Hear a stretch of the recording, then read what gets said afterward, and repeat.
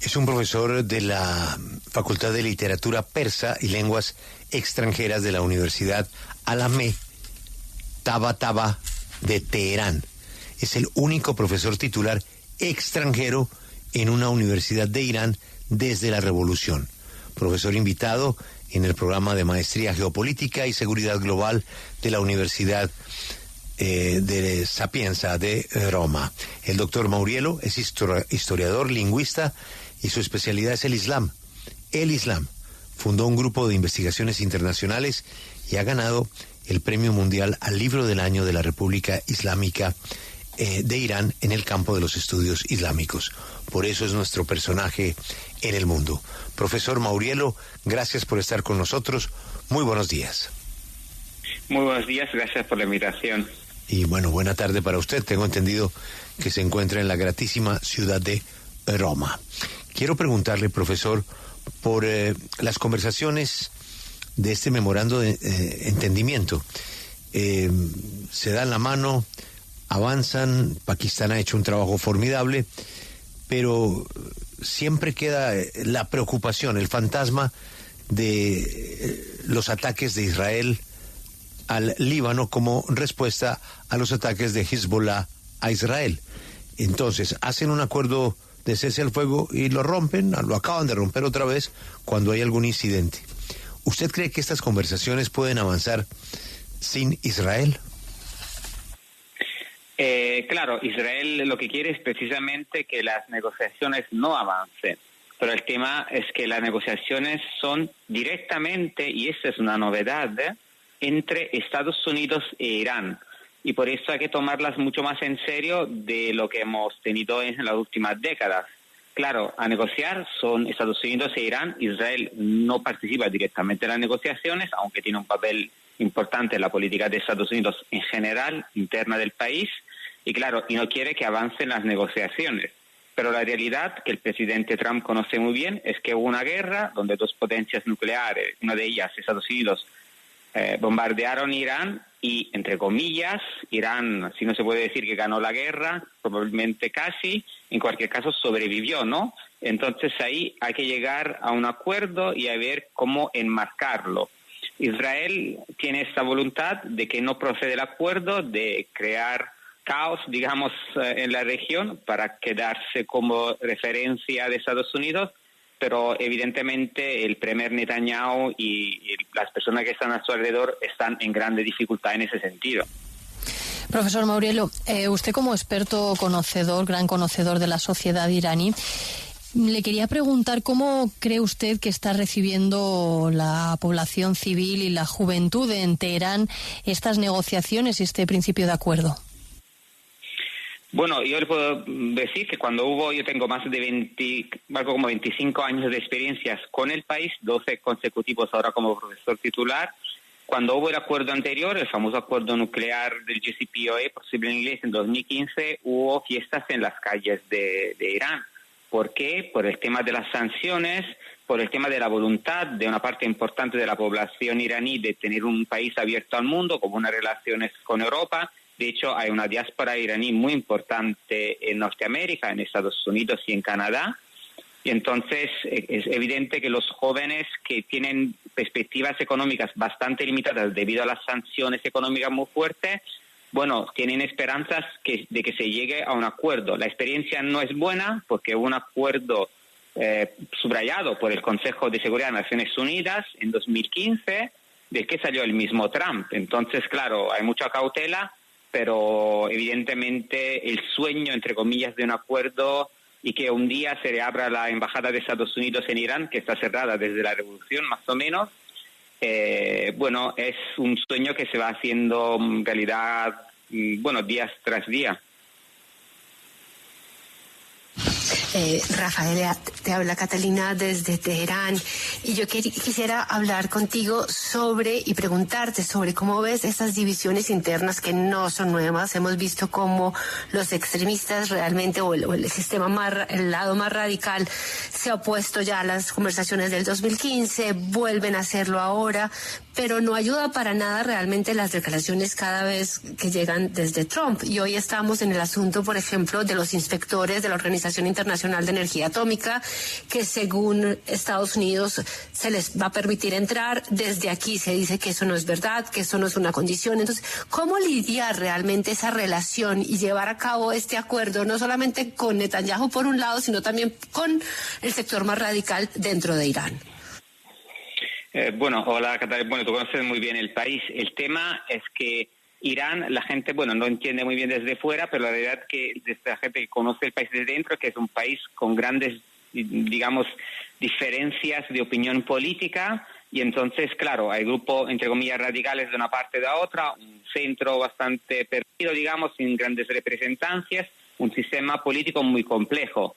El tema es que el gobierno, en sus más altas funciones, el jefe de gobierno, el presidente, el ministro de Exteriores, que representa el gobierno, Calibaf, que es el presidente del Parlamento, también el elemento del Consejo de Seguridad Nacional, están involucrados directamente en las negociaciones, que, repito, lo acabo de mencionar, son las primeras directas, por lo menos formalmente, entre Irán y Estados Unidos. Hay un zócalo duro en Irán que se opone a relaciones en general, ni digo buenas relaciones con el, entre comillas, Occidente. Esto hay que tomarlo en cuenta, como hay que tomar en cuenta que en Estados Unidos hay facciones, sobre todo vecinas, no cercanas a Israel, que se oponen, entonces son parte del juego.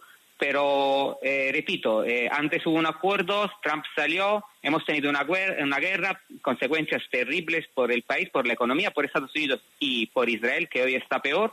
Entonces, yo no creo que hay muchas soluciones que no intentar llegar a un acuerdo. ¿Qué elementos va a tener ese acuerdo? Bueno, eso está todo por ver. En realidad, el programa nuclear ha estado siempre al centro de las tensiones, pero desde mi perspectiva ha sido más una creación de una crisis que no existía y que podríamos tener en el futuro cercano, en el sentido que anteriormente el programa nuclear iraní era solamente civil, lo sabemos por la agencia. Pero claro, ahora ha cambiado el jefe de Estado, el líder del país, que es el hijo del anterior. Hay que ver cómo el poder se va reorganizando en Irán, y para ver esto hay que esperar que se acabe la guerra, o por lo menos que el enfrentamiento directo baje de tensión. Tras esta guerra que, como usted señala, pues se creó de la nada, porque no había algún motivo inmediato que condujese a ella, ¿cómo va a quedar el equilibrio de fuerzas en Oriente Medio? ¿Qué tanto Irán, antes visto como un paria, ahora pues será un país que podrá ejercer un gran poder en la situación real de Oriente Medio, en contraprestación a países árabes o el mismo Israel? Bueno, esto en realidad ya ha ido cambiando en los últimos años. Nosotros antes no se hablaba, hace algo como 10 años, de un creciente chií. Había una oposición entre Arabia Saudí e Irán muy fuerte, se veía en Siria, se ha visto en varios sectores, en Yemen. No que esto haya cambiado radicalmente, pero sí ha cambiado la actitud de varios países, en particular de Arabia Saudí, tengo que decir, pero de otros países del Golfo, pienso a Qatar, que han cambiado su relación, y eso lo hemos visto hasta dentro del país que, digamos, se ha enfrentado más con Irán, que ha sido los Emiratos, y se han visto que Emiratos ha bombardeado directamente Irán, pero claro, la guerra ha dado resultados bastante claros. Es evidente que Irán sigue ganando en relevancia estratégica en el contexto regional del Golfo Pérsico y de Asia Occidental, pero hay que recordar que Irán es el país más grande, tanto de extensiones 3 veces más grande que Francia, en términos de población, en términos de recursos, en términos de conocimientos de ingenieros de nivel universitario que tiene. Entonces, es un poco, entre comillas, su papel. Claro, junto con otros actores, pienso sobre todo en Turquía, pienso también en Arabia Saudí, y entonces claro que hay un cambio en la situación regional, y hemos visto hasta Pakistán, ¿no?, que ahora ya se vuelve un actor importante, claro, detrás de Pakistán, pero también hay que entender que hay una relación muy importante con China, aunque Pakistán va balanceando un poco el tema de China y Estados Unidos, pero el cambio es evidente y se manifiesta concretamente en el estrecho de Hormuz, ¿no?, que ahora es evidente, Irán controla, hoy Calibaf creo está en Omán hablando con su contraparte para ver cómo gestionarlo. Ya no se discute de que si Irán puede o no, sino de cómo lo va a gestionar. Eso es un cambio paradigmático, ¿no?, de la seguridad de la región. Precisamente, profesor, sobre el estrecho de Hormuz va dirigida mi pregunta. ¿Usted cree que Irán va a utilizar ese control del estrecho como herramienta de presión si esas conversaciones nucleares se estancan antes de cumplir los 60 días? Claro que sí, pero para mí las negociaciones son eminentemente económicas. Quiero repetir, el tema nuclear ha sido importante y es importante, pero desde mi perspectiva el tema es económico. Cómo Irán puede salir de las sanciones y cómo Estados Unidos puede aprovechar, digamos, entre comillas, económicamente, ser uno de los actores dentro de esta vuelta de Irán, digamos, al mercado internacional, sobre todo del petróleo y posiblemente del gas. Eso hay que verlo, pero la situación es evidentemente esta y sobre todo hoy el estrecho de Hormuz es más importante en términos de seguridad de Irán del mismo programa nuclear. Eso en un sentido es una buena noticia porque desde la perspectiva de Irán los iraníes podrían pensar que no necesitan llegar a una bomba porque ya tienen el estrecho y eso por su seguridad, junto con los misiles y los drones, sí, podría ser suficiente. Profesor, yo tengo una inquietud distinta. Usted es el único profesor titular extranjero en una universidad de Irán. La gente joven, en esa universidad donde usted es profesor, la gente joven, ¿qué tanto se involucra en la discusión?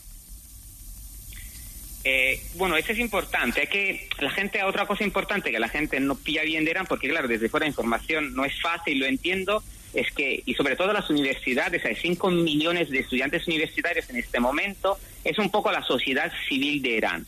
Irán tiene una sociedad civil muy activa, muy pujante, lo hemos visto con protestas en muchas ocasiones. ¿El problema dónde radica? El problema radica en que las sanciones han ido llevando poder, digamos, de presión político a la burguesía.